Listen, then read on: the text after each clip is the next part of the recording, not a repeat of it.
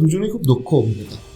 মানে অন্তত আমাদের দর্শকদের তোমাদের অভিনয় দক্ষতা নিয়ে কোনো প্রশ্ন নেই এই মুহূর্তে।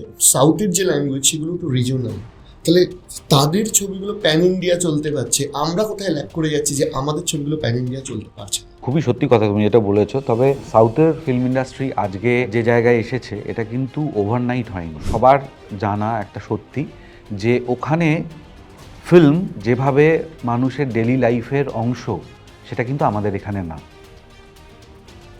আমি অভিনেতা এই কথাটা বাদ দিই, আমি যদি একজন দর্শক হিসেবে ভাবি, আমি যখন অভিনয় করতাম না ফিল্মে, আমি যখন চাকরি করতাম, আমার কিন্তু প্রত্যেক দিনের লাইফের মধ্যে ছবি আসবে, আমাকে দেখতে হবে, এটা একটা রিচুয়াল।